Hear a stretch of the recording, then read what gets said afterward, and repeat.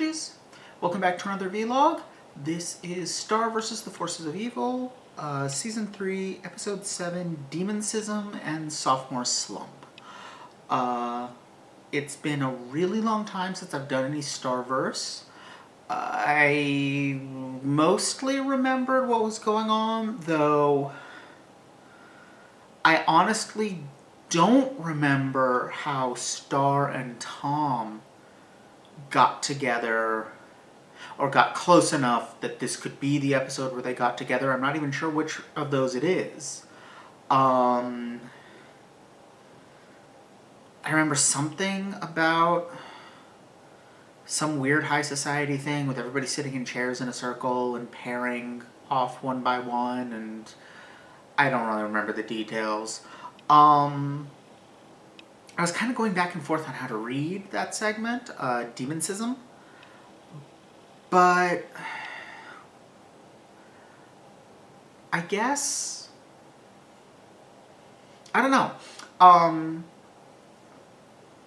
I've been doing a lot of stuff lately with with monsters and the grotesque and the figure of the other,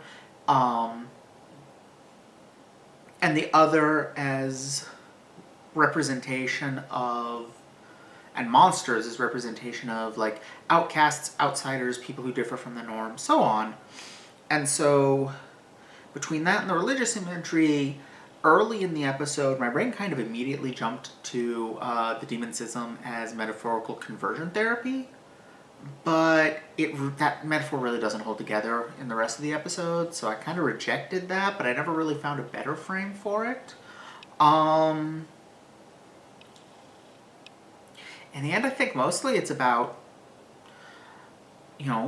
mental illness, which is essentially where Tom is. He's got serious anger issues. Mental illness is hard. It takes many, many, many years to work through things. And it's years of dedicated effort that is frequently extremely painful. It generally does not involve being chained to stuff while people chant over you. But getting your inner demons out is hard. And the most important factor is wanting to do it. If someone is forced into it, it won't work. Pretty much inevitably. You can't change someone who doesn't want to change, no matter how many degrees you have.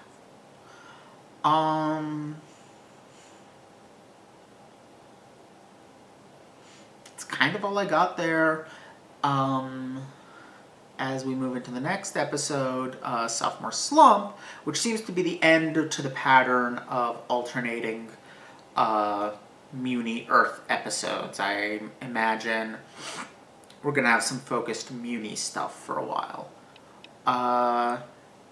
Which is in keeping with kind of the shift of the opening credits to be more Muni focused rather than Earth focused, and the ending credits no longer being about Star on Earth, they're about Star, Princess of Muni. I have mixed feelings about this one. Marco and Jacqueline are really cute together in it, and Jacqueline is very mature, much more so than Marco, about his feelings. But it's also understandable that, like, Marco went through this amazing thing and he's having trouble coming back from it. He left a lot of stuff unsettled. And it's also true when he says Jackie is his best friend. She's not. Star is. As I've said repeatedly, I don't ship him and Star, but they are best friends, and part of why I don't ship them is because I like them as best friends.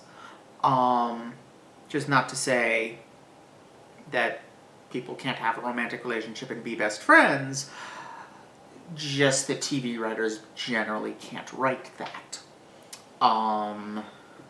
At least, historically, have not written that.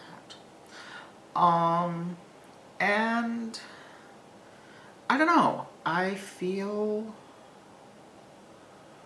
just kind of mixed about sending him back. I could have done with more episodes with the Earth cast. Marco's parents in particular are great. I'm blanking on her name, but the kind of creepy girl, Jana. Jana is great. Jackie Lynn? Yeah, I think I called her Jacqueline earlier, but she's Jackie Lynn, right? Jackie Lynn is great. I would love to see more exploration of that cast, and I feel like now we're not going to get it, or at least not going to get it for a while, which sucks. But Muni is where the plot is. Muni is where the magic is, literally. The other thing I'm kind of met on here is that this is strongly suggesting, in a way even more so than revealing that Star has feelings for Marco, this is a big push toward the idea that the show is setting them up to be a couple, which, again, I'm not a fan of.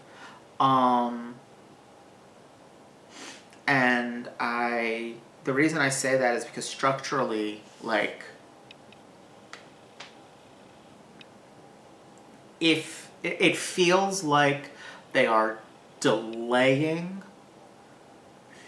how do I put this? Very often shows will set something up as inevitable by setting up things that delay it. In other words, if it wasn't going to happen, there wouldn't be any need for the show to introduce stuff to prevent it from happening, because it just wouldn't happen.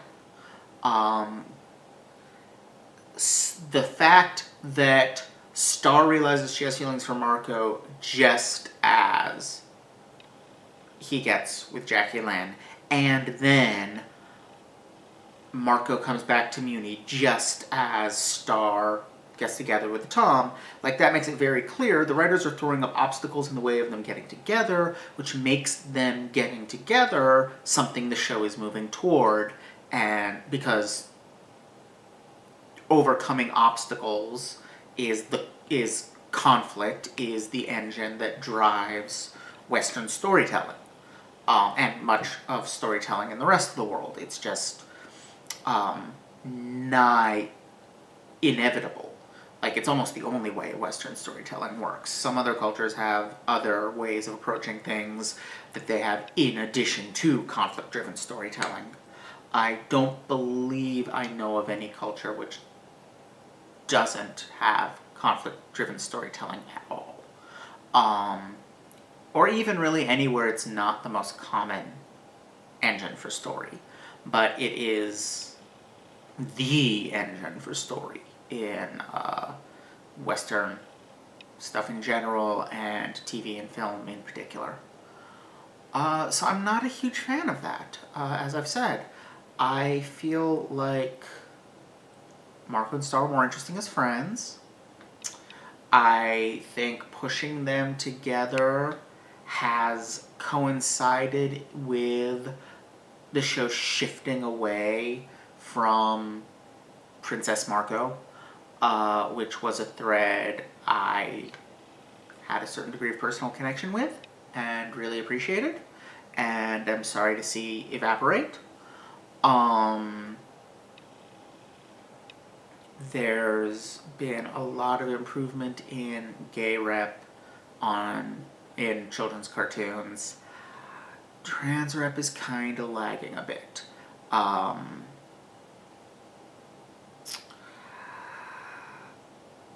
Steven Universe has a lot of characters who are technically non-binary, and Steven himself is a gigantic trans metaphor, especially at the end of the show, but arguably its non-binary characters aren't trans because they come from a culture where everyone is non-binary, and therefore they were assigned non-binary at birth.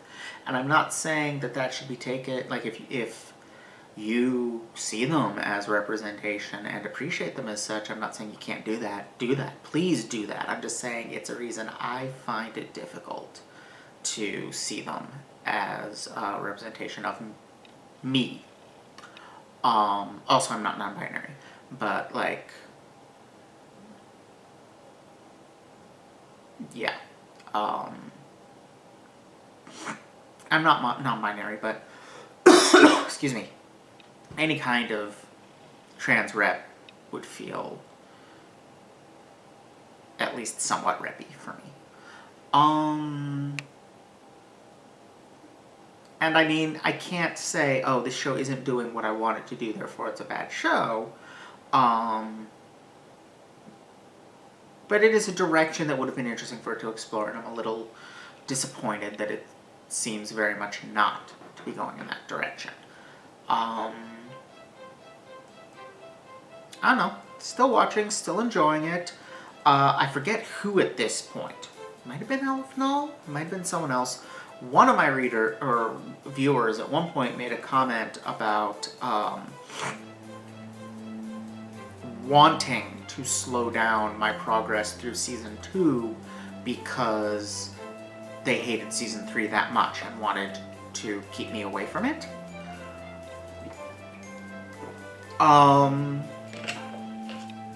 So far I don't really see what they were talking about. It has not been noticeably worse than past seasons by any means. So,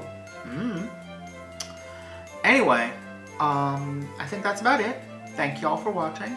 Don't forget to like, comment, subscribe. Check out my Patreon for early access to vlogs, essays, let's plays, and more. And I'll see you all next time. Bye!